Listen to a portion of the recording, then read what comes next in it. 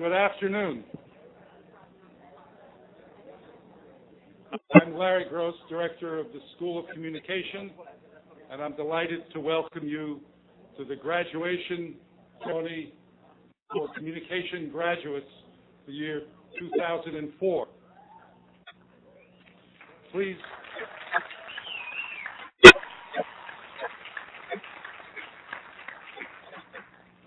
join me in welcoming the class of 2004.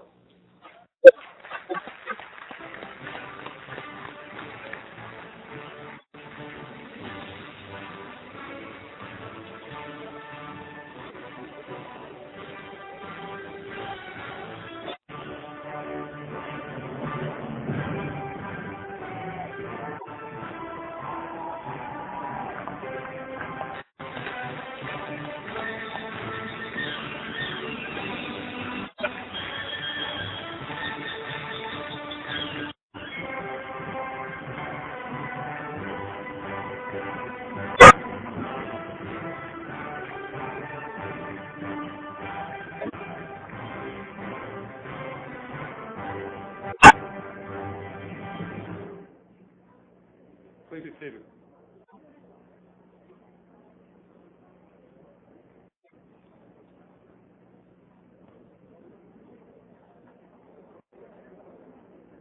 I'd like to first introduce the faculty who are sitting here to my right. At the far end, beginning in the back row, Francois Barr, Hernan Galperin, Colleen Keogh, Randy Lake, Nancy So, Peter Vorderer, Sheila Murphy. I'm blocked here by the flag. Sandra Bull-Roki, Abby Kahn, Associate Director of the school, Patricia Riley, the first row, Thomas Callahan, Lynn Miller, blocked again, Peter Manji, Janet Paul, Jonathan Aronson, Rebecca Weintraub, and today's speaker, whom you'll hear about in a minute or two. I'd like to ask the faculty to rise and join me in acknowledging the class of 2004.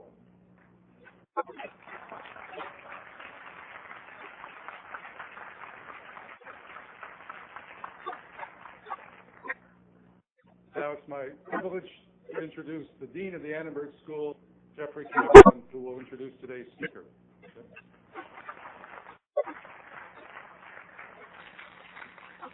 First of all, congratulations to all of you. I think that this is unquestionably the most impressive group of master's and PhD students who we've had many years here, and it's such a privilege to have you as a part of the Annenberg School and to have you here as our graduates and representatives in the years ahead. And also to know that we've lived together through such challenging times, particularly the doctoral students. When I think of how the world has changed, the years that you've been here, the years which started with one administration and now have a second one in Washington, the years when we lived through a recount in Florida, when we lived through the horrific events of 9/11, we lived through the wars in Afghanistan and in Iraq, and however one characterizes this moment in history. When we've lived through a gubernatorial election and a recall that was historic, we've lived through a period where great companies have come and gone, where there's been a communications bubble that's been burst, and we hope it's building again. All those things have happened during those years. And it's been a year where a period of years where we, as students of communication together, have learned so much about the world and realized more than ever how important the skills that you're learning here are. The world will continue to change, the communication world will continue to change, the technology will continue to change, but our hope is that you will always be better prepared than anybody for the roles that you play in that world because you have an Annenberg degree. We always say about the Annenberg School that we're proud of the mission statement, which was handed down by Ambassador Annenberg when he first created the school, and we put out as often as we can, even on little chocolate bars that I give out in my office. And the concluding words of that mission statement are, to be service to all people is the enduring mission of this school. And I am enormously proud to introduce a man today as our speaker who really exemplifies that Annenberg ideal. A man who has been a great leader in the entertainment business, who has been a great public servant, and who also has been a champion of education. Norm Patterson, as many of you know, because you are, after all, students of Communication, and maybe you've read his bio in preparing for today. Norm Patterson created Westwood One, and perhaps he'll talk about that, which has become the most important radio syndication operation in the world. He syndicates a great many well-known people. Started with, the first one that I know of was Larry King and Casey Kasem and Don Imus and Bill O'Reilly. I think there's a nonpartisan cast to his distribution, whatever his own political preferences may be. And he built it into a company which then bought the Mutual Radio Network and now owns NBC and really manages the CBS network. A remarkable company, a remarkable achievement for one man, undoubtedly working with a great many others, but truly the vision of Norm Patterson as a communication innovator and leader in the entertainment world. But he also has been an exemplary public citizen. He'll talk with us perhaps somewhat about his role as a member of the board of directors, the Broadcasting Board of Governors, which runs all of international broadcasting, including the Voice of America, which I, of course, used to direct, Radio for Europe, Radio D, and two enterprises that he had a key role in creating, Radio Sawa and Al Hurra Television. A remarkable achievement that he has there as a presidential appointment and an appointment under two administrations to that board. And he also has been a great champion of education. From Hamilton High, where he went, where there is a school and halls named in his honor, to having been the president of Broadcast Educators Association and funding a academic journey, to his work as a member of the Board of Regents of the University of California, and of course his highest calling, a member of the Board of Counselors of the Annenberg School for Communication.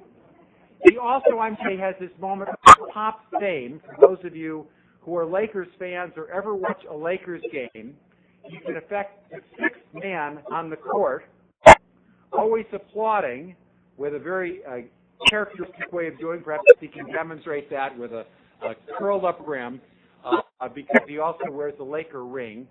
And in fact, yes, he was in San Antonio making sure that the Lakers won in the last fraction of a second of that game, and flew back here to be with us today. A man of great international prominence, my friend, our speaker today, Norm Patterson.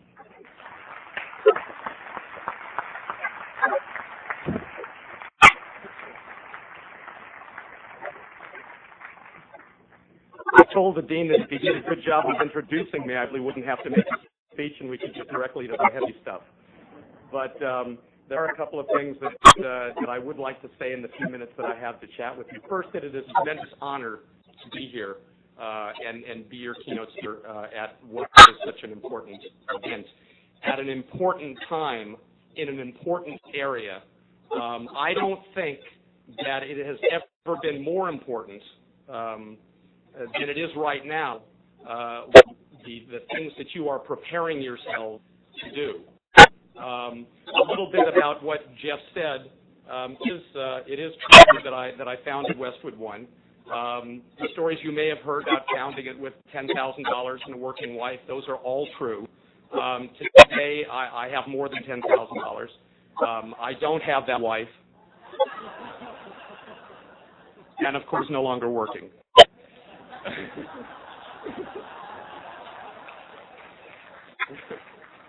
I have remarried and have been with my wife for 25 years and I'm happily married. And my wife has been a real partner with me in not only my business endeavors, but in working for the government and traveling to places like the Middle East. I consider her a secret weapon. When we walk in to see the ruler of a particular country, and I walk in with my wonderful wife on my arm, it tends to give me an advantage because some reason nobody will say no to me in those kinds of circumstances. So I've been able to deliver a lot of things that other people haven't been able to do. So the thing I wanted to talk to you about today was, since I am somebody from the private sector, and since I did start a company with one radio program in a one-room office with one employee in Westwood, hence the name Westwood One, that has become a multi-billion-dollar entertainment company in radio and in television. That it might be, since most are involved, are interested in the entertainment business and are involved in the management side of the entertainment business, but I understand that there are others of you who are focusing on international broadcasting and communications as well, and research as well, that I might be able to make a little tie, create a little bridge between the private sector and some of the things that are going on in the public sector that are critically important, that I would say, without hesitation, that the work I'm doing right now with the Broadcasting Board of Governors for the United States of America is the most important, energizing, and rewarding work that I've done in my professional career. Now, starting a company with one program and making it into a larger company, that's an accomplishment that one can't really even describe, and I wish that for all of you. Because this is a place where those kinds of opportunities exist, and you will find out as you go out into the private sector that the kind of things that are so important for you as you move forward with your careers after leaving this wonderful institution are going to be, first of all, the knowledge of your craft, and secondly, the enthusiasm with which you go after, with which you exhibit that knowledge. There's just no question about it that people who know what they're doing and are excited about what they're doing and have a passion for what they're doing, especially in this business, are the ones who ultimately really, really succeed. And, you know, that can be said for almost any business. When I was appointed to the Broadcasting Board of Governors, first by President Clinton, I was the only broadcaster on the Broadcasting Board of Governors. And let me explain what the Broadcasting Board of Governors is. It's a board of private citizens, 4 Democrats, 4 Republicans, and the Secretary of State serves as an ex officio member. They're appointed by the President and confirmed by the Senate. So it's supposed to be a bipartisan board, and it's responsible for the Voice of America, Radio Free Europe, Radio Liberty, many of the services that Jeff described before, as he knows full well because of his service as the former director of the Voice of America. When I came on as the only broadcaster, I was asked to serve as chairman of the Language Review Subcommittee. That's the subcommittee that is mandated by Congress to take a look at our budget and see how we spread those resources across the 62 languages that we broadcast in all over the world. 62 different languages, most of which I had never heard of. And how are we spreading those resources to maximize the $500 or $600 million that we have? That may seem like a lot of money, but isn't very much money at all when you're talking about broadcasting in 62 languages around the world. One area that stood out to me, not because of what we were doing, but because of what we weren't doing, was the Middle East. Our commitment to the Middle East at that particular time, which was well before 9/11, was 7 hours a day of Arabic language programming produced by the Voice of America, produced in a one-size-fits-all approach to the entire region, distributed on shortwave radio, which nobody listened to, and out of a very weak medium wave signal from the island of Rhodes. And consequently, our audience impact was practically nil. I reported that back to the board, and they said to me, "Great reports, congratulations, we're forming a Middle East committee, go fix it." So what I did was immediately went to the region and met with heads of state, ministers of information, academics, broadcasters, did certainly journalists and press, did focus groups and what have you. Let me tell you how important it is to be in the entertainment business. When I tried to get this lineup of people that I thought it was critically important to be lined up, I tried first to do it through the resources of the Broadcasting Board of Governors. And there were a whole lot of people who wouldn't see me. But when I went through my own resources at Westwood One, everybody saw me. There is one thing that is a constant around the world, and that is the importance of American entertainment throughout the entire world. Everybody knows about American entertainment, and for good or for bad, that's the way a lot of people view us, is through our popular culture. So it's an awful responsibility when you realize that the entertainment age and the information age are now, virtually available to anybody through the internet and through instantaneous communication. The kind of programming and the kind of product that you put out there is being seen by everybody in the world. There isn't anything that's popular over here that isn't being broadcast to the Middle East right now. So when I approached the responsibility of creating businesses that would have impact in the Middle East, the first thing I did was look at my experience in the entertainment business to realize that what we were doing wasn't working. It wasn't attracting to an audience. Since U.S. policy is despised in the Middle East, if you lead with U.S. policy, nobody's going to listen, because we started with our radio network, Radio Sawa. So with the research, we went out there, we looked at the marketplace, and we realized there was an opportunity to create a 21st century broadcast operation. You targeted at a 25 and under audience, which accounted for over 70% of the population in certain countries and well over 60% of the population region-wide. And we created a music-driven radio station, heavily researched music, one Arabic song followed by a Western song, to attract an audience for our overall mission. And what our mission was, quite simply, and it's been the same since Jeff was the head of the VOA 60 years ago. Well, not you 60 years ago. The VOA is 60 years old. Jeff is only 37 years old, so that would be quite impossible. Our mission has been the same. Our mission has been to promote freedom and democracy through the free flow of accurate, reliable, and credible news and information about America and the world's audiences overseas. We're not out there to promote U.S. policy. We're out there to present U.S.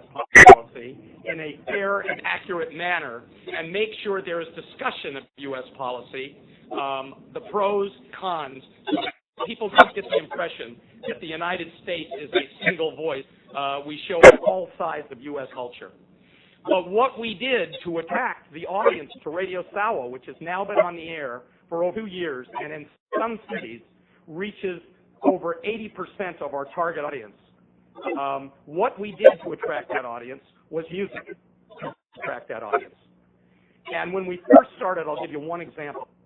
When we first started, we did research in Amman, Georgia, the first place that gave us an FM frequency to broadcast.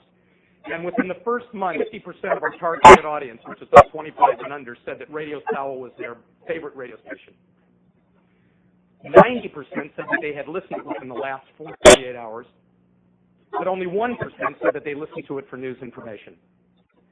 3 months later, 50% of our target audience said that it was their favorite radio station, 90% said they listened to it within the last 40 hours, and 45% said they'd listened to it for most news and information. So the important thing is you have to walk the walk, where the private sector and where the entertainment business becomes very, very important to something that is as important as presenting America's image to the world, is you have the keys to attracting the audience that will bring people to a message that they simply have already heard through their indigenous media. What kind of an indigenous media? If you look at the indigenous media in the Middle East, you find that it's common to hear hate speak on radio television, incitement to violence, disinformation, government censorship, and journalistic self-censorship. And it is within that environment that people get their impressions, not only of U.S. policy, which they despise, but of you and me and everybody else, plus our culture, our society, our pluralism, and our values. Those are the kind of things that we feel we can have an effect on changing. And in the latest research study that was done by Jason Nielsen, 50%, by a margin of 2-1, by a margin of 2-1, listeners to Radio Sawa have a more positive view of the United States of America than do non-Sawa listeners. With that success under our belt, we launched Al-Hura Television. And what we got was the thing that we got with Radio Sawa, which is, before we ever hit the air, the indigenous media just blasted us. We were a CIA plot, a Zionist plot. We were going to be a propaganda organization. We were in psychological operations. That's what we were going to do. And frankly, at the time, I didn't care what they wrote about us because we don't have a big promotion kit, and I thought every article is a good article if it gets people to watch that station. Because people were saying, nobody will watch. If you don't trust the messenger, you won't trust the message. And I think Radio Sawa proved that to be a fallacy, and Al-Hura is doing a great job of proving that to be a fallacy. Now, what is Al-Hura? It's a 24/7 news and information-driven station, but not all news and information. 14 hours a day is news and information that's generated by our own internal staff. 10 hours a day outsourced programming, entertainment programming, sports programming, programming about the financial community, programming on fashion, food, the kinds of programming that will attract a wide variety of viewers to build Hume. So how are we doing in an atmosphere that has already said they won't be successful, nobody will take them seriously, and where fatwas have been against us by the Saudi government? We just did our first research region, done by Ipsostat, a French company that does much of the television research in the region. And it was a telephone survey of 1,000 respondents. And it was those people who could receive satellite television. That's about 40% of the region, and the region consists of about 300 million people. And the original information showed that 30% of the audience said that they regularly watch Al-Hura on a weekly basis. And more importantly, 52% of the audience said that they find the news reliable. So that when you hear all of these studies talk about how the opinion of America and the popularity of America is at an all-time low, they're not wrong. But the tools exist for us to do something about it. We are way late in the process. And I'm going to finish by telling you just a couple of things. First of all, we should have been there 8 years ago.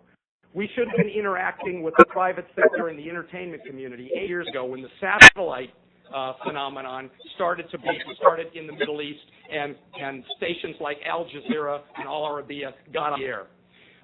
You've got a population boom that's going on, where a major portion of the population is under the age of 20. Those people are who have no historical memory of anything beyond 15 years ago, are being bombarded with the kinds of images, negative stereotypes of America and the West without any historical memory. That's a big problem. So we should have started this 8 years ago. We are late to the party. There are lots and lots of hurdles to overcome. But with the help of the private sector and the entertainment community, by presenting the kind of programming that will attract audience so that we can accurately explain our policies and that we can actually show a true picture of what democracy is about.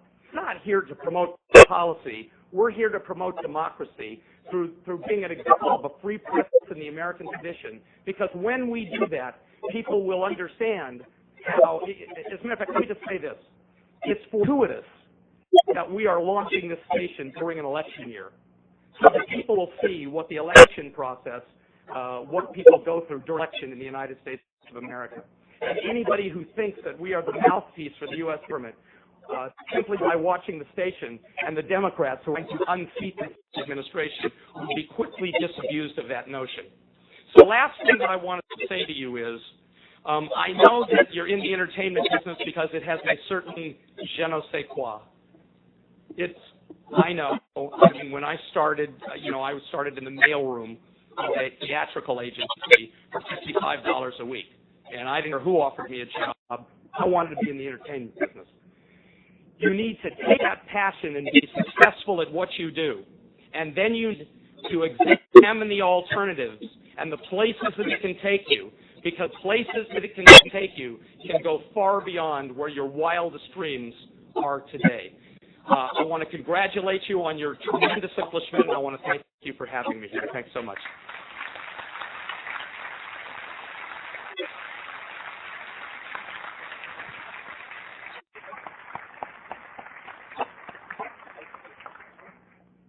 I'd like to introduce Rebecca Weintraub, Director of the Education Management Program, who will give some meritorious service awards.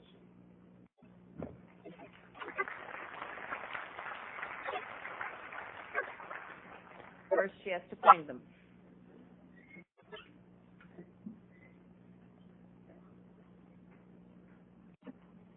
I think she found them. Hi. So for those of you who are here from the cold places, Aren't you glad you're not there? The two students that we're going to recognize from communication management for meritorious service are two very special women out of a very special class. The communication management program is a program designed for people who are working professionals, who have had work experience and maybe working while they're going through the program. It's not an easy program to go through, and there's a lot of time management that students have to exercise in order to be able to successfully complete the program. So for students to take their time, what precious little discretionary time we leave them with, and use that to donate back to the program is very special indeed. And so the first student I would like to recognize, and I'll tell you a little bit about her before I call her up, is a student who took on the responsibility this past year to assist us in our recruitment efforts. Our best recruiters are the people in our program and the graduates of the program. And recruiting goes on in a variety of different ways, in a variety of different areas, and it's fairly time-consuming. But she shows up at information sessions, she manned booths and tables at education fairs in places as far away as Point Magoo. She wrote material for us to mail out to potential students who had expressed interest, and she did everything with a smile, on time, and brilliantly. So it is my very special joy to be able to recognize Cindy Montague.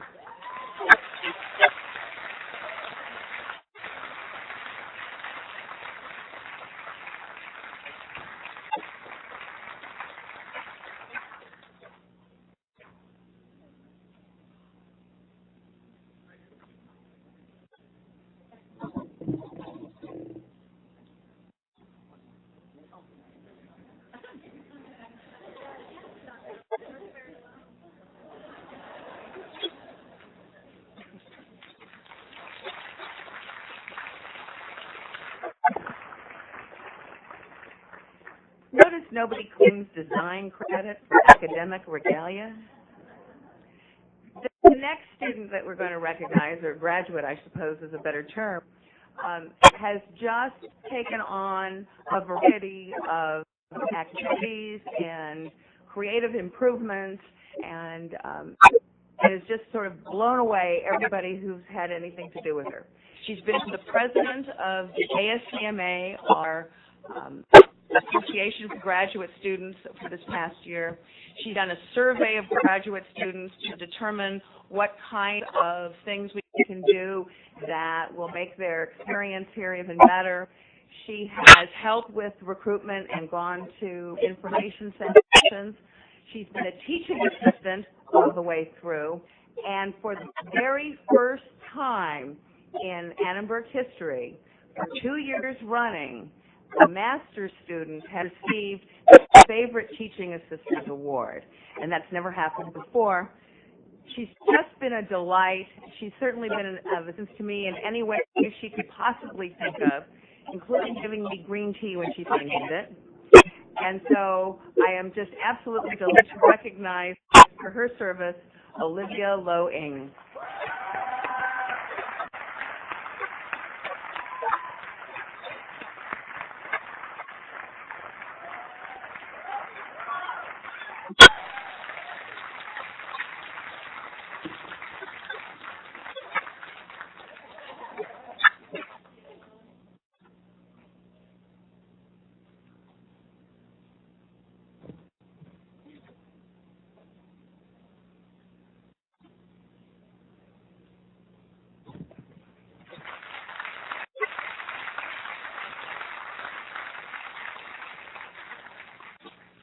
Before we start the voting of the degrees, let me give you the ground rules about photography again. We've made arrangements for a professional photographer to take pictures for the ceremony, you've probably noticed. In a few weeks, each graduate will receive notification to view a set of photo proofs, and they'll remove them from the back of my head, and a gift certificate for a graduating photo courtesy of the school.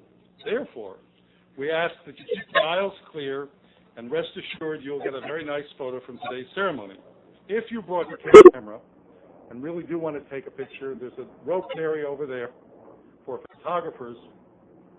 Please be aware that other family members will also want to capture the moment, so please take a picture and then step aside. We are going to present the candidates for the doctorate in communication studies. And we give you the rules here, although you may have heard them.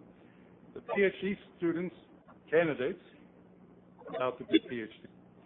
When I call your name, you will come up on stage to my right, stand the mark at my desk over there, where it says students, while your faculty advisor says a few words about you. This is the last opportunity for PhD advisors to get in a word before you get your degree. As I think all of you know, the relationship between doctoral advisors and doctoral students is a close one, sometimes tense, but always rewarding. And I know that my colleagues would not want to miss the opportunity to wish you well and to say something about you. When your advisor is finished, give your hood, advisor, and they will put it over your head. If you are taller, be sure and stoop so they can get the hood. And then Dean Cowan will hand you your diploma and you'll have your picture taken. We got that all right? Pauline Chong. Professor Sandra Paul Rokich, advisor.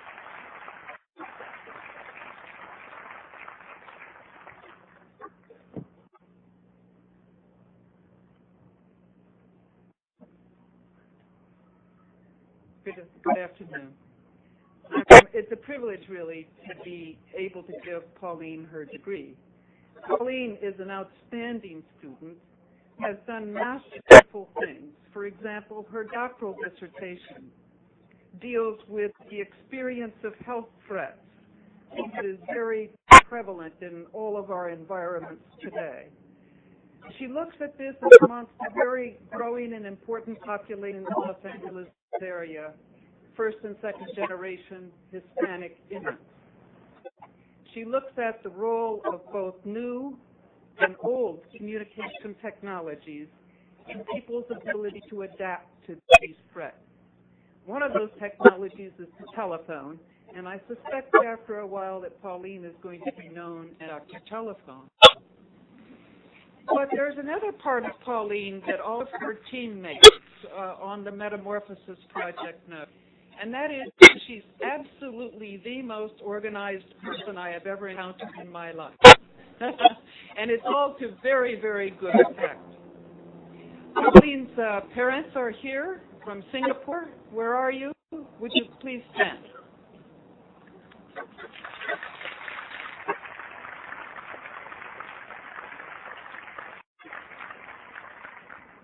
Pauline's father hasn't had any sleep being jet-lagged, but I'm very, very glad you could be here because, after all, it's not just the student, but also the student family.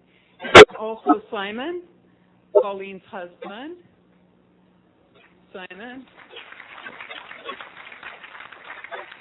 Well, I'm going to conclude my remarks with wishing Pauline well as she ventures off to a very new experience, not only in the sense that she'll become an assistant professor at the State University of New York at Buffalo, but also she will be experiencing probably her first blizzard as we approach this.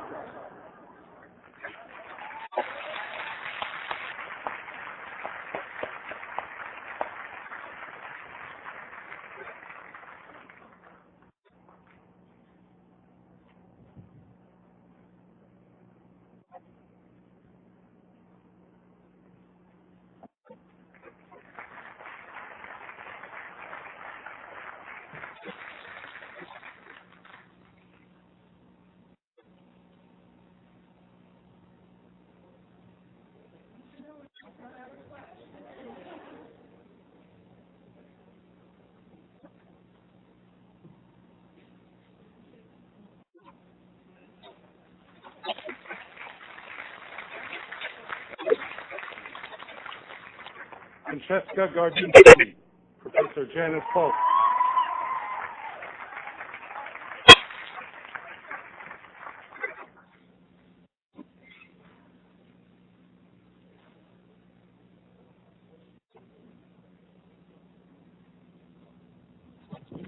I'm going to do something a little unusual, and I would like to ask your patience.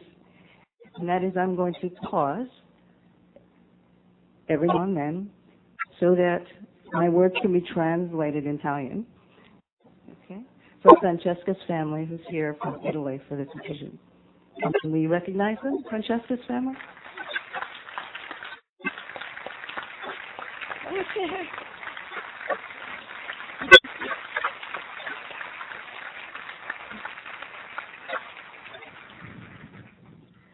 Now, education management students, you may not know this, but you are about to enter into a state that Francesca is already in. That is an alum of the communication management program. So a little about Francesca. After her success in our program, we recruit her to the doctoral program. One of my favorite memories is when she was getting ready for the oral portion of her qualifying exam. Normally, I do a lot of hand-holding about that time.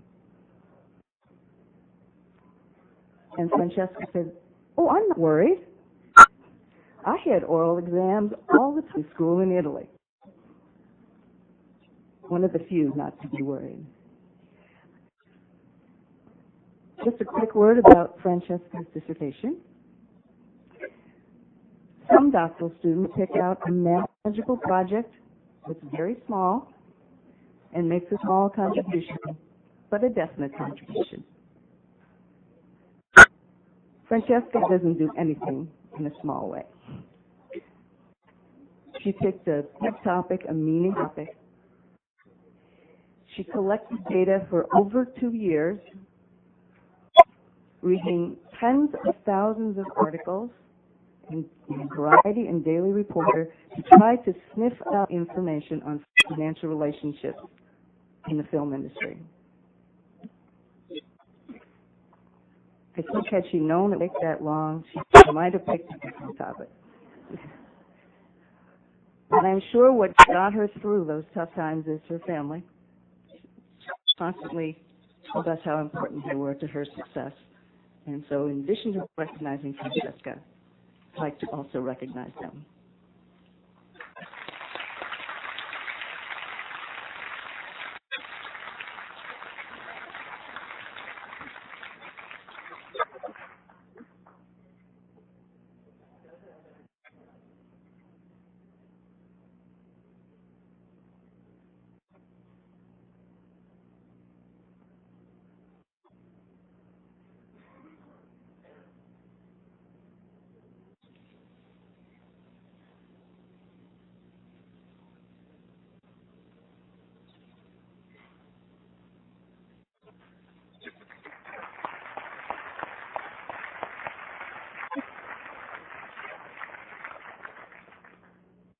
Wan Ying Lin, Professor Sandra Bolrodici.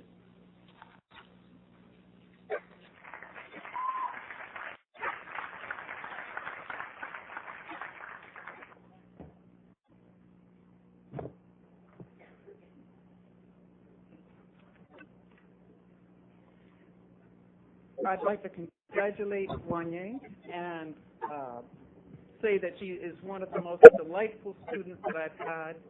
And not only that, but Wan Ying has overcome major obstacles, more than many doctoral students, to get to where she is today.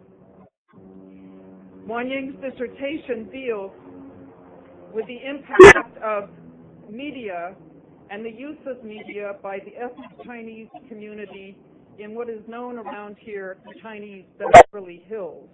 It's the greater Monterey Park, Alhambra area that many of you may know about. She's studying not only the consumers of those media, but also the producers of those media. As a result, her dissertation will be a first It will be a first major comprehensive look at the role of ethnic Chinese media in the lives of ethnic Chinese populations in one of the largest areas of concentration of that population in the world.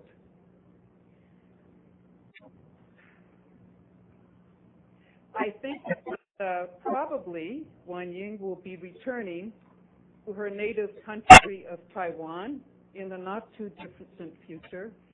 And I'd like to point out that in a case like this, we are going to be placing students like Wan Ying across Asia who are going to be producing groundbreaking research that will be very, very important for our ability to understand the globalizing world that we're in and the role of the various, in this case, ethnic Chinese populations in that globalization. Wan Ying will be a leader and will contribute greatly to the field.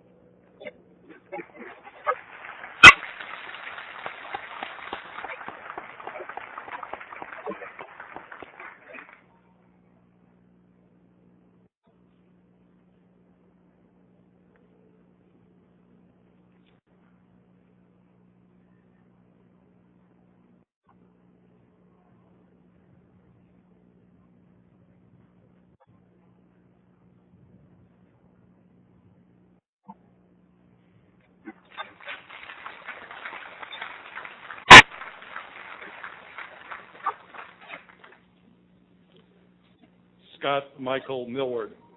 Professor Patricia Riley.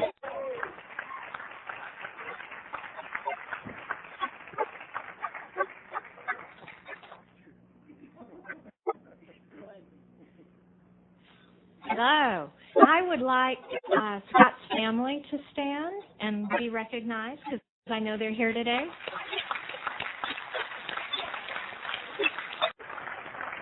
Woo!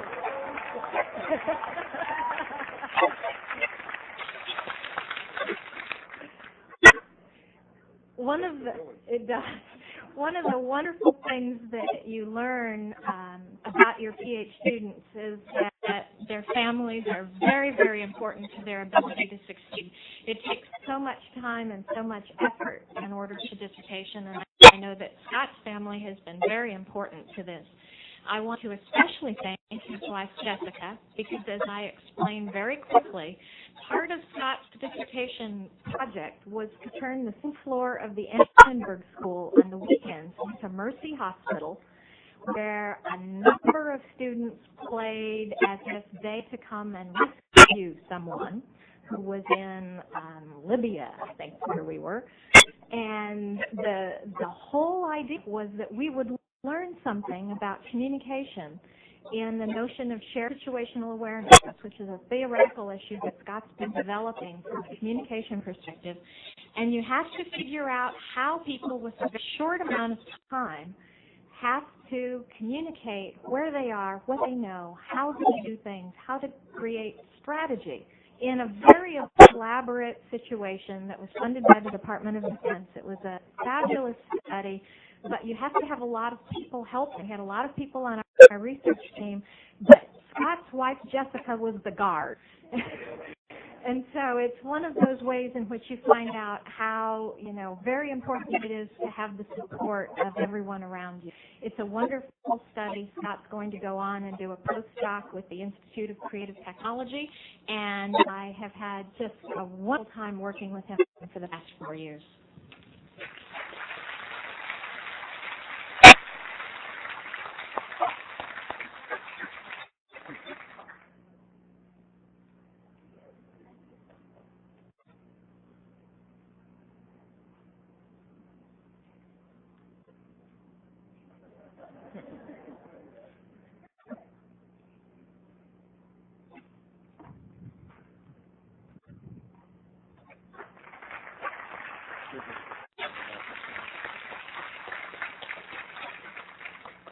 Rebecca Osada, Professor Thomas Callahan.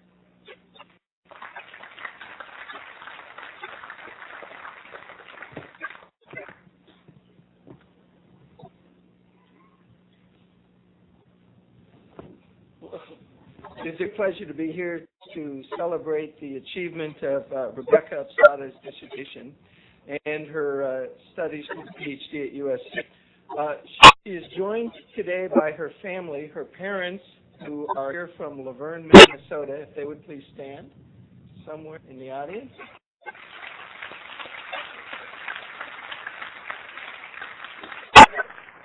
She is also joined by two aunts who live in South Dakota.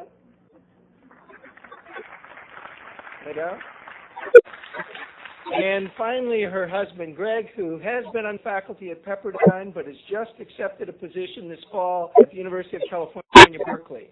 Greg.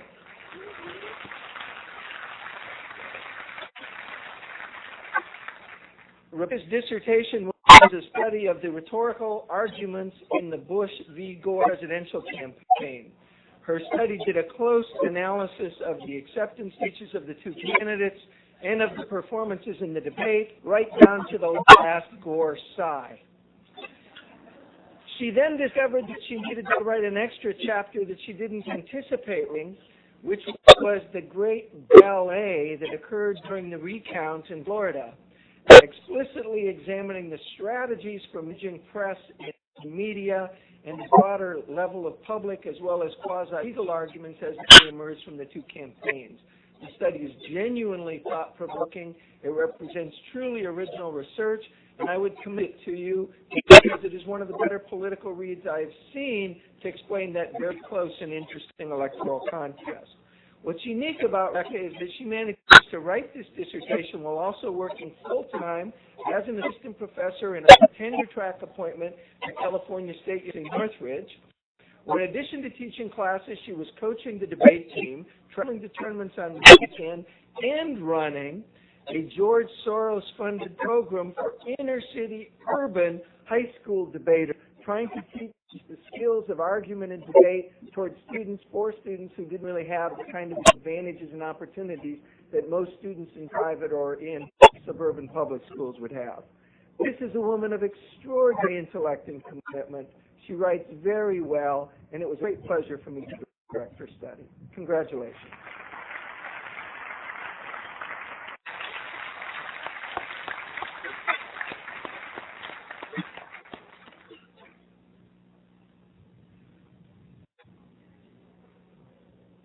She could write the dissertation. I can't answer it.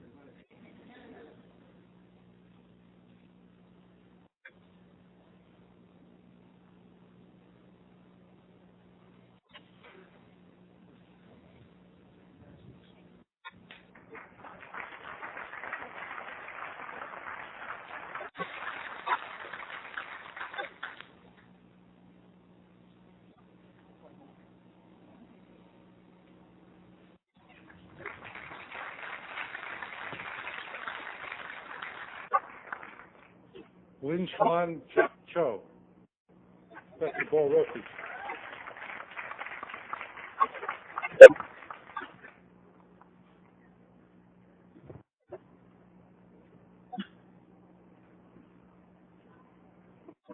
Well, Jack, you made it.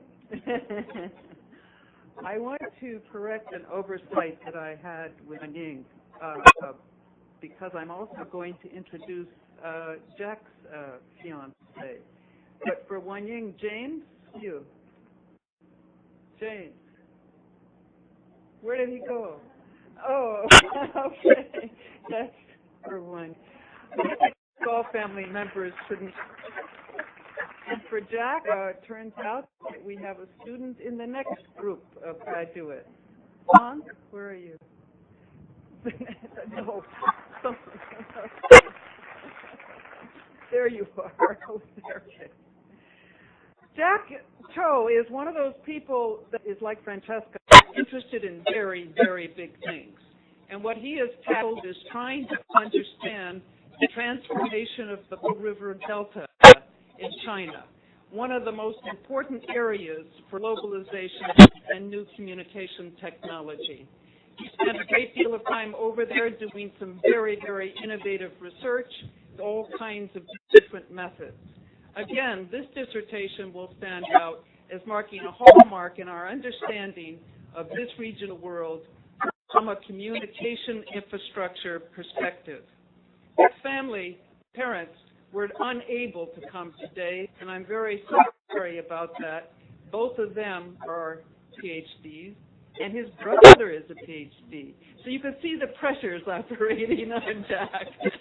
And it's just been a wonderful pleasure. Jack made tremendous contributions to the Metamorphosis Project. And actually, this is good, Metamorphosis. And so also looked at not only the Pearl River Delta, but he has done a great deal of work being involved in organizing the Chinese Internet Association, and we took the leadership along with Dean Cowan in holding a very first conference here on the Chinese Internet. So I congratulate him sincerely for wonderful work.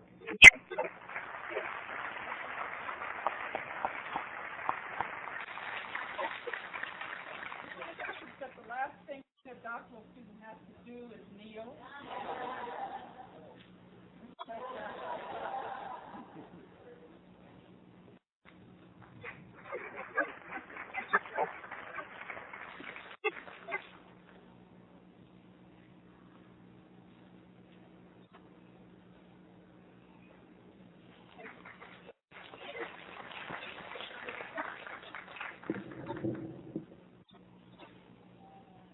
Lisa Shank, Professor Riley.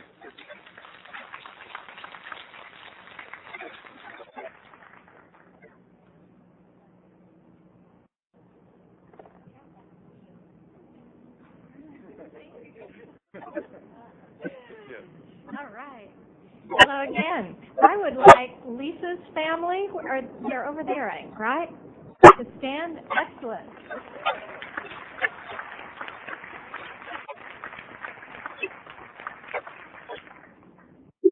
One of the things that's such a joy about getting to work with doctoral students is you can watch them change.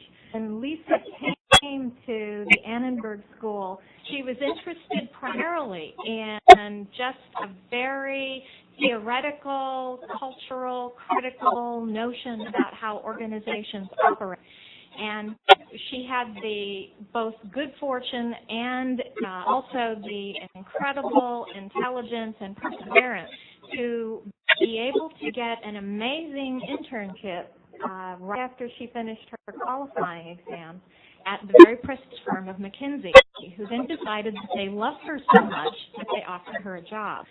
And at that point, she decided that her dissertation would shift a little bit, and she started looking not just at the theoretical issues about knowledge management operates in organizations, but her experience as a consultant also led her to try to look at both the pragmatic issues and the kinds of recommendations that you could make if you had a better understanding of the sharing of knowledge in large-scale organizations. She did a fabulous study that included data from many meetings, interviews, observations, and one of the other committee members said this so that I don't just have to be bragging about my student, that it was the best written dissertation he had ever seen.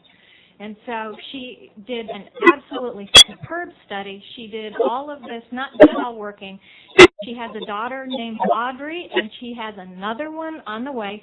And so she has discovered that one can have it all.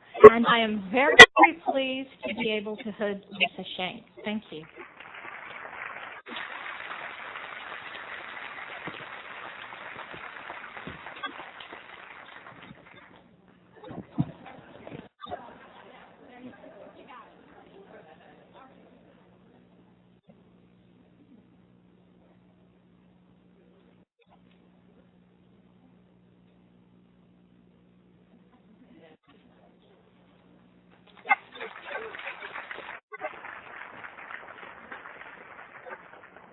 Erica Lynn Watson Curry, Professor Lynn Miller.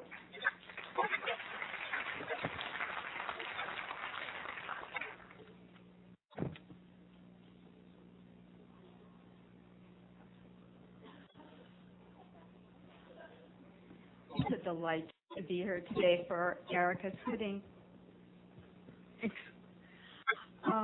Would her family stand? I believe her husband is here and her beautiful son.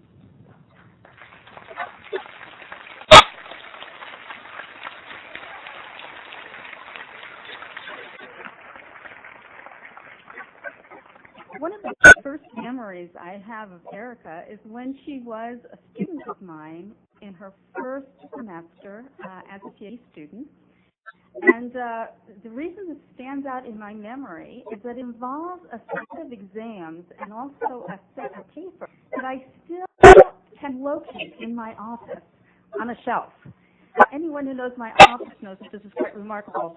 And I keep it there as a spot because if I need a good example of great papers and a great exam, that's where I go.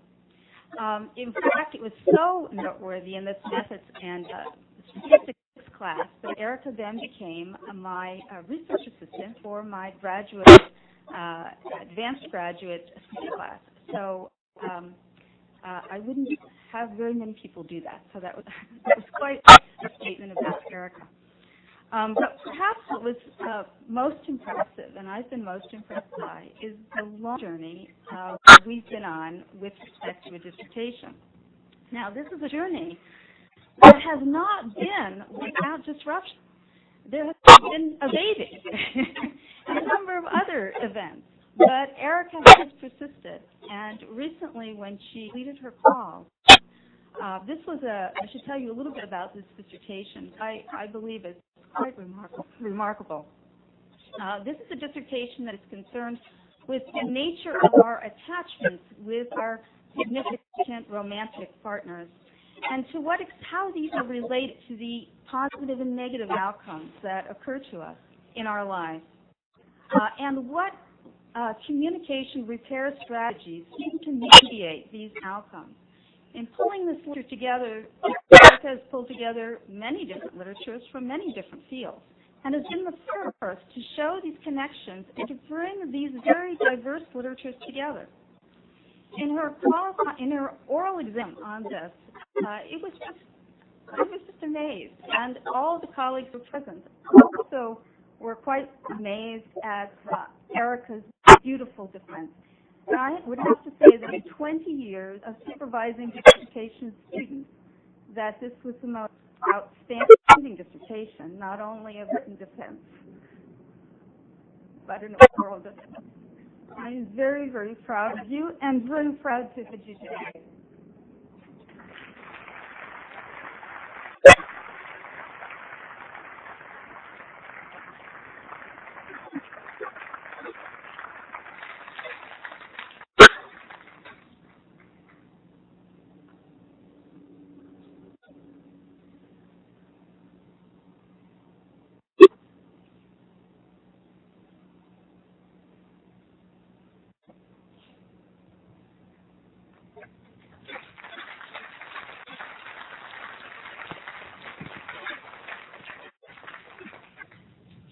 Yuan, Professor Peter Benji.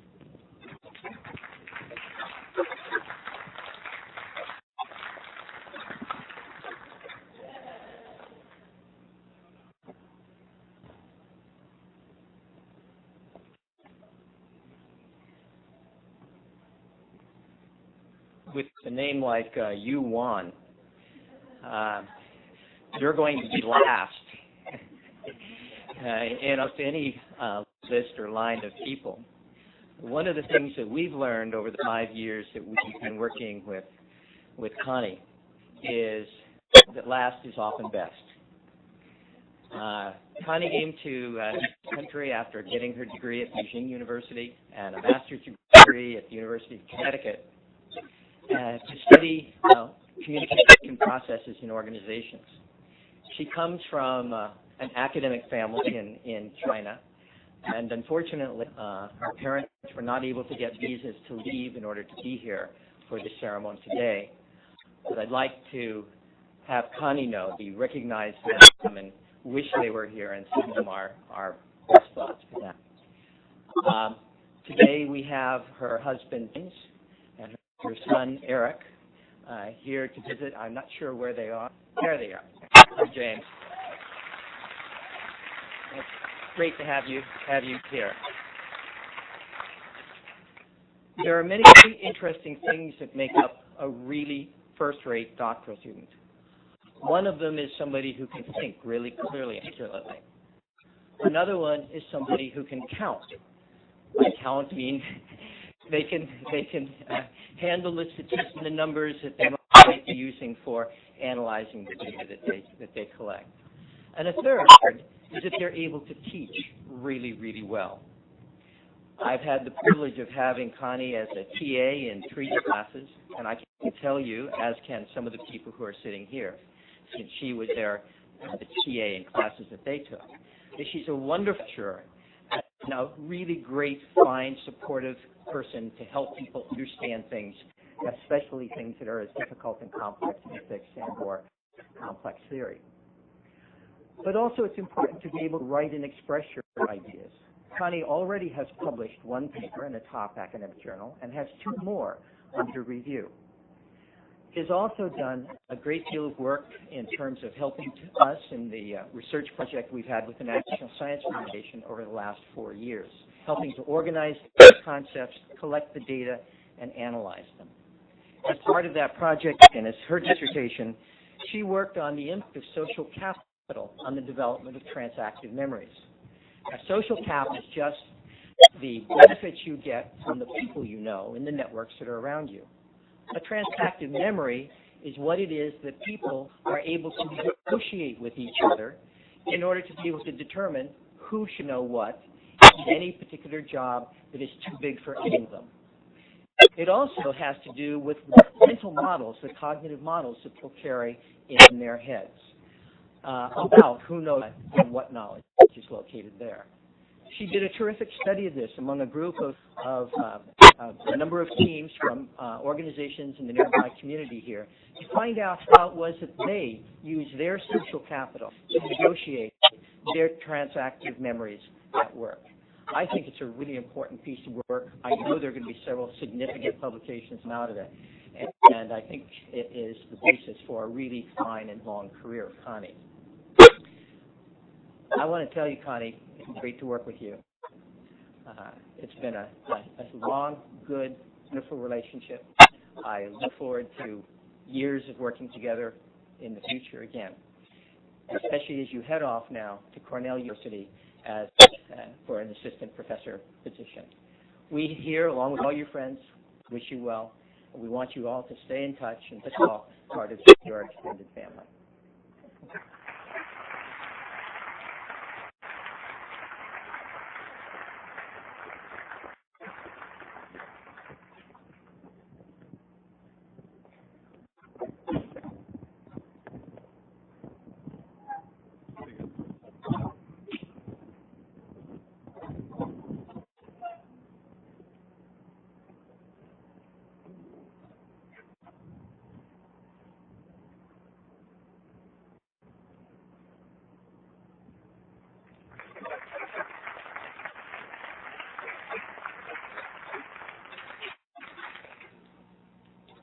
We'll now proceed to awarding degrees in 3 different master's programs: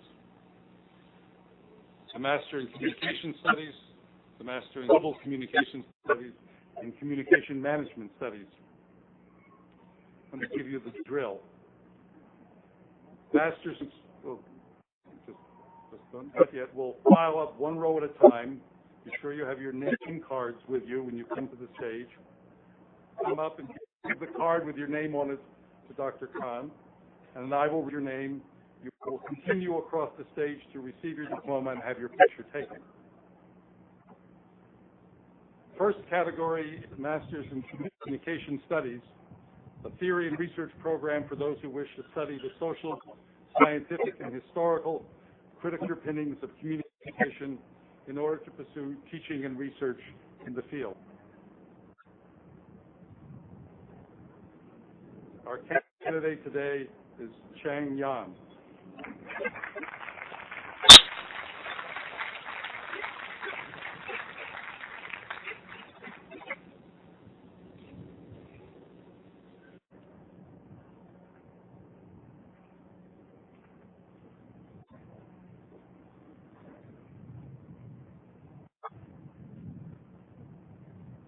The next category is the Master of Arts in Global Communication, and I'd like to introduce the director of the Global Communication Program and winner of the most outlandish Academic Regalia Award, Professor Jonathan Aronson.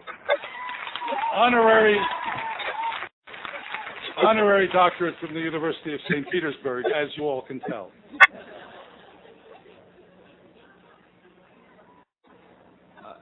The global program is a bold experiment.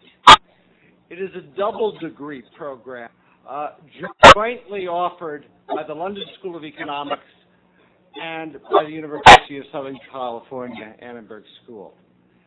Those who successfully complete both parts get not one, but master's degrees. One from USC, the other from LSE. It allows them to year in each place, soaking up the two of the major communication and entertainment centers of the world, so that they will have, we hope, a good step towards a truly global understanding. And I'm pleased to welcome a number of them here today, including some who have come back from London for the degree ceremony.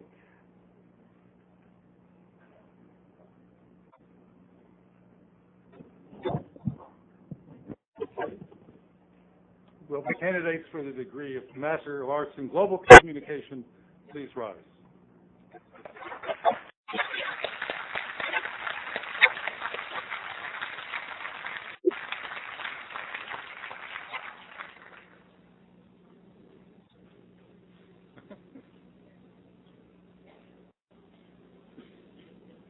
Roy Liu.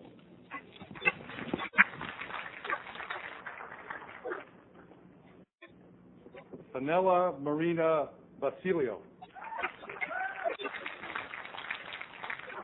Kenny Lee.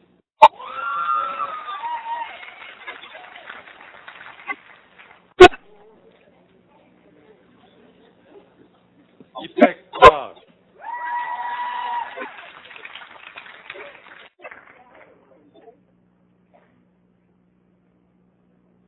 Andrina Marover.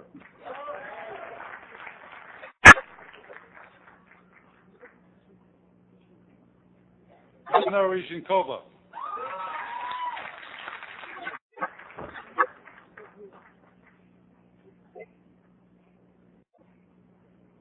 Lucille Agar Dubray.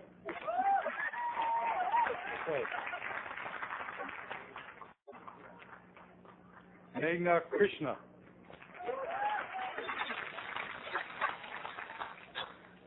Anna Rebecca Diamond.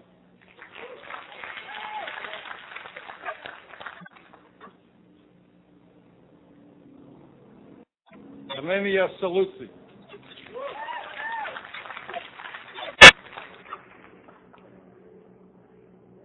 Marissa Gluck.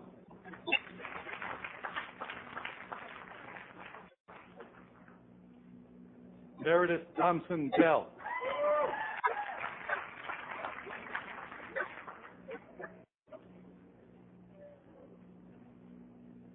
Alan Poltesteer.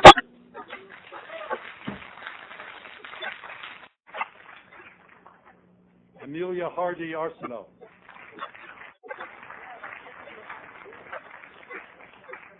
Matteo Sardi.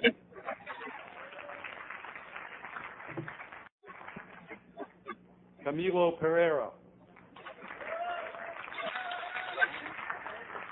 An Zhang.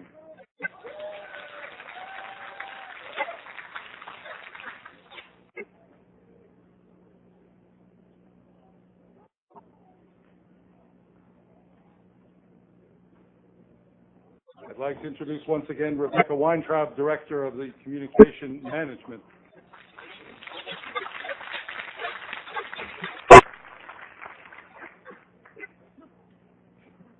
The Communication Management Master's Program is our professional master's degree.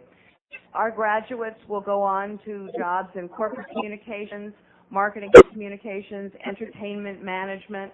Graduates in jobs as varied as corporate communication president, vice president of programming at a major network.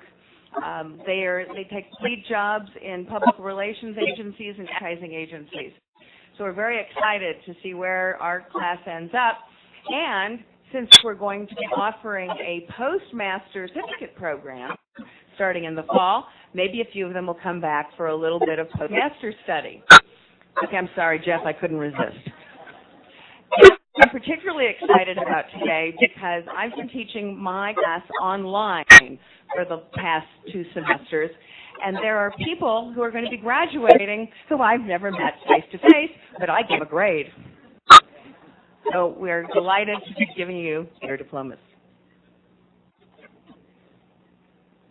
Will the case for the Masters in Communication Management please rise?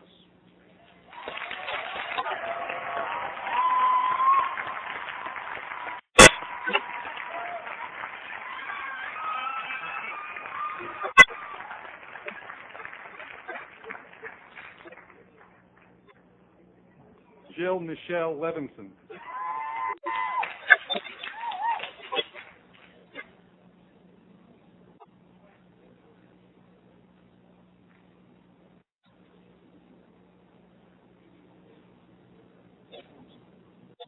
Gita Benji.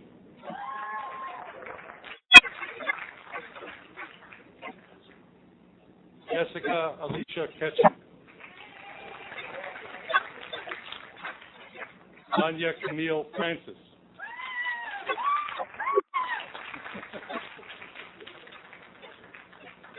Princess R. Banks.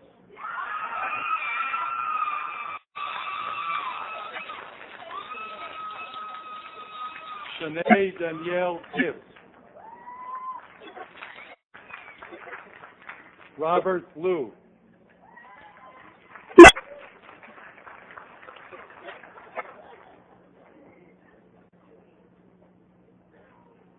Michelle Lynn O'Donnell. Jennifer Ruth Swinton.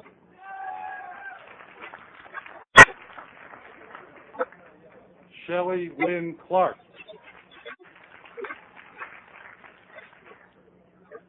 Benjamin Artman Elias.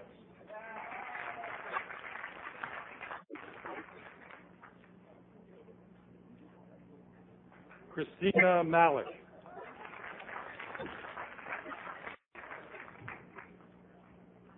Katrina Sutton.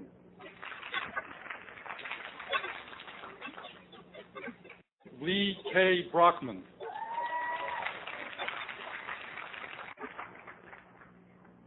Dawn C. Harvey.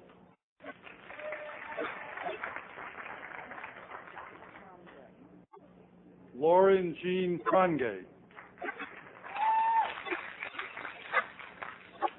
Jennifer Ann Cornwall.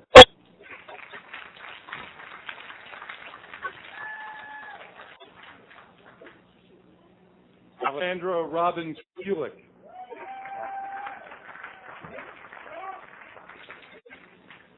Melissa Barnwell.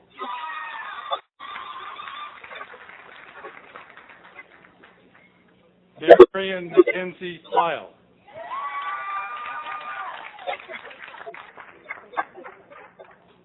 Hiba Sandhu.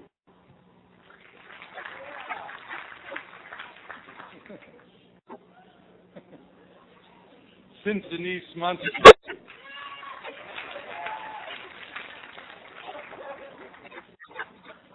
Angie George Sarrett.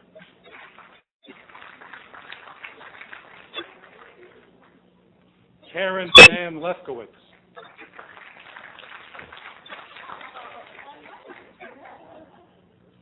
Christine Sue Nguyen.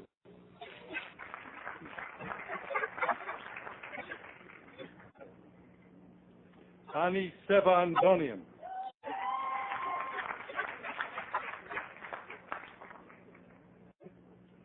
Christelle Ariane Naha.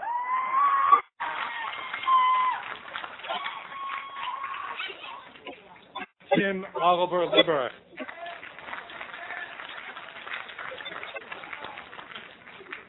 Sarah Moser.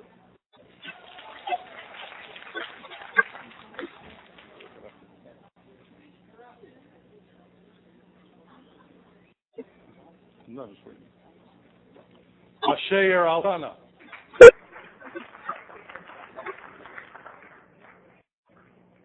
Peter Bessie.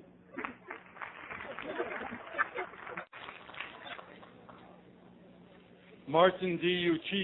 Yochioko.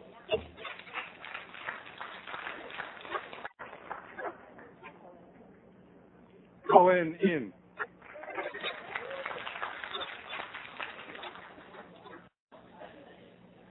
Hayon Song.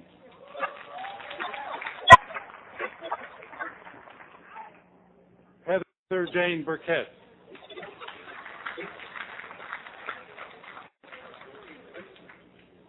Paula Denise Woodley.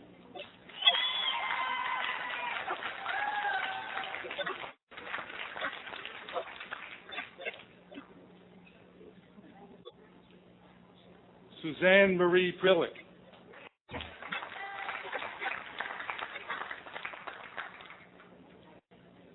Carrie Ann Bloston.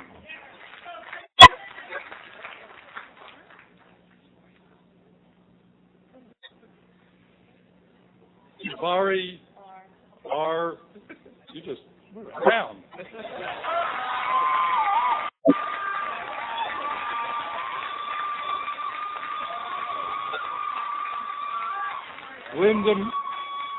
Linda Marie Davis.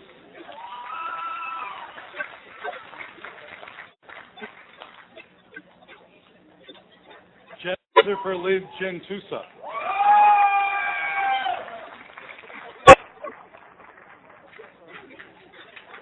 Heather Elizabeth Pecorani.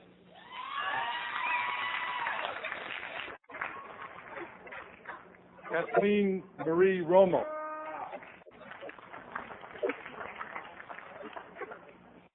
Kane Y. Cho.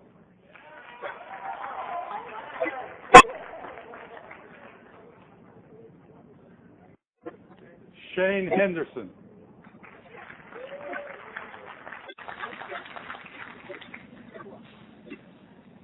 Joe Pua.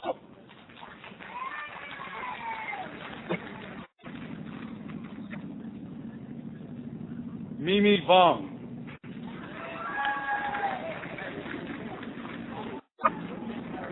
Ariella Sison Iringen.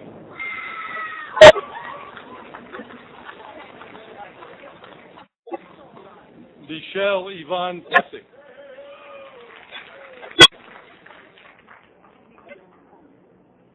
Ji Yong Hong. Right.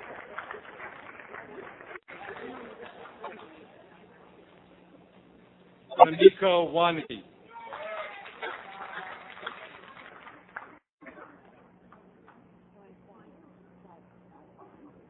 Olivia Waifong Lo Ing.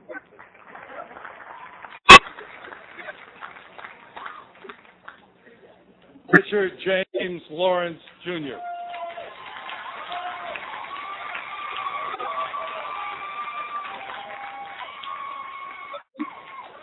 Gerard Araya James.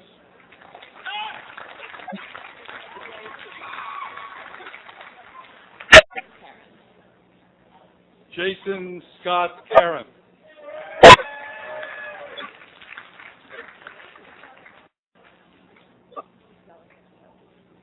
Cecilia Cato.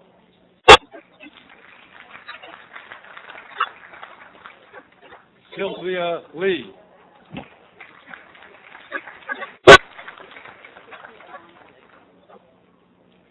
Christy Alana Lebron.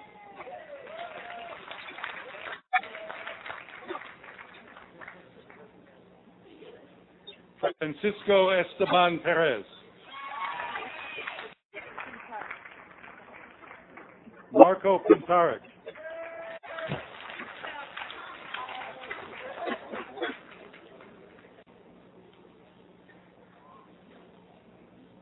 Yunmai Cheng. Yang Zhao.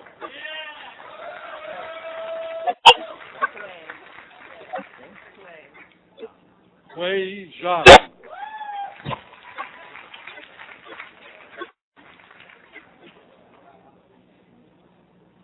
Yihan Wang.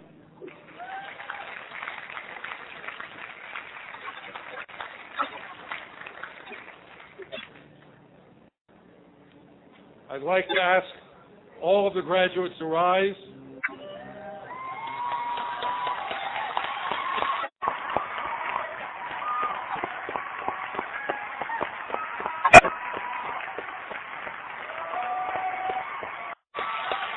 And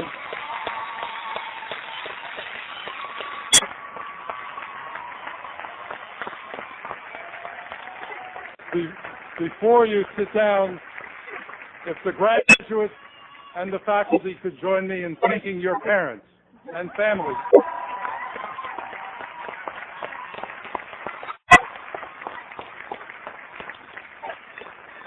And if we could all join in thanking the staff who have done enormous work to put this event together. It's harder than it looks.